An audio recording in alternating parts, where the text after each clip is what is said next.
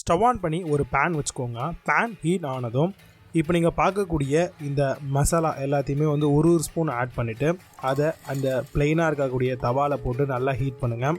அடுத்தபடியாக கரம் மசாலா பொறுத்த வரைக்கும் நீங்கள் ஏலக்காய், பட்டை, கிராம்பு, ஜாதி பத்திரி ஆட் பண்ணிக்கோங்க. எவ்வளோ மெஷர்மெண்ட்டோ அந்தளவுக்கு பண்ணிக்கோங்க. இது எல்லாத்தையும் வந்து வெறும் ஃப்ரை பேனில் நல்லா வந்து ஃப்ரை பண்ணி எடுத்துக்கோங்க. நல்லா அந்த ஸ்மெல் உங்களுக்கு வரும். ஸ்மெல் வந்தவுடனே அதை வேறு ஒரு பிளேட்டுக்கு ட்ரான்ஸ்ஃபர் பண்ணிக்கோங்க. ட்ரான்ஸ்ஃபர் பண்ணிவிட்டு நீங்கள் அது எல்லாத்தையுமே வந்து ஆறுனதுக்கப்புறம் ஒரு சின்ன மிக்ஸி ஜாரில் ஆட் பண்ணிவிட்டு நல்லா தண்ணி ஊற்றி கொஞ்சமாக ஊற்றிக்கோங்க. தண்ணி ரொம்ப ஊற்றாதீங்க. ஊற்றிட்டு நல்லா வந்து பேஸ்ட்டாக எப்படி ஒரு அம்மியில் அரைச்சோம் அப்படின்னா ஒரு சாந்து கிடைக்குமோ அந்த அளவுக்கு வந்து நல்லா நீங்கள் சாந்தாக வந்து அரைச்சி எடுத்து வச்சுக்கணுங்க. அப்போ தான் இந்த கீ ரோஸ்ட் பண்ணும்போது உங்களுக்கு ஃப்ளேவரும் டேஸ்ட்டும் ரொம்பவே நல்லா வரும். ஸோ அதனால் இந்த பக்குவத்துக்கு நீங்கள் கொண்டு வந்துடுங்க.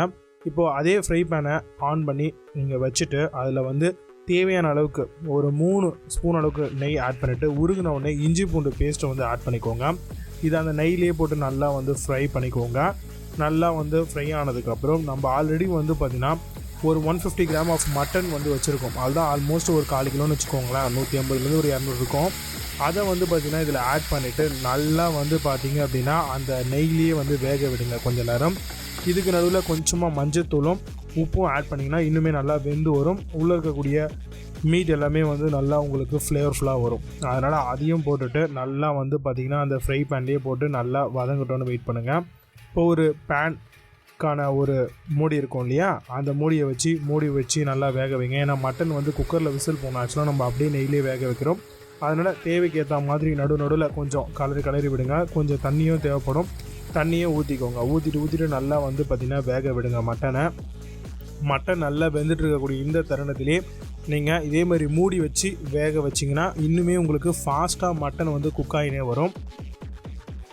இப்போ நம்ம ஆல்ரெடி இந்த சாந்து எடுத்து வச்சுருக்கோம் இல்லையா, அதை வந்து நம்ம ஸ்பூன் அடிப்படையில் அது மொத்தமாகவே ஆட் பண்ணிக்கலாம். நம்ம ஏன்னா கொஞ்சம் தான் போட்டிருக்கோம். அதை எல்லாத்தையும் போட்டு மிக்ஸி ஜாரை வாஷ் பண்ணி அதை தனியாக அதில் ஊற்றிக்கோங்க. ஊற்றிட்டு நல்லா வந்து பார்த்திங்கன்னா அந்த மசாலா பேஸ்ட்டோடு வந்து வேகணுங்க. இந்த டைமில் நல்லா மிக்ஸ் பண்ணி விடுங்க. நடுவில் வேணும் அப்படின்னா நீங்கள் நெய்யோ இல்லை எண்ணெயோ கூட கொஞ்சம் சேர்த்துக்கலாம். சேர்த்துட்டு நல்லா வந்து பார்த்திங்கன்னா மிக்ஸ் பண்ணி விடுங்க. நல்லா இந்த மாதிரி வந்து உங்களுக்கு கிரேவி பதத்துக்கு வரும். இது நல்லா வந்து வேகணும். ஸோ அப்போ திரும்பவும் வந்து நீங்கள் லிட்டு போட்டு மூடி நல்லா வேக வச்சுன்னா இந்த அளவுக்கு வந்துடும்.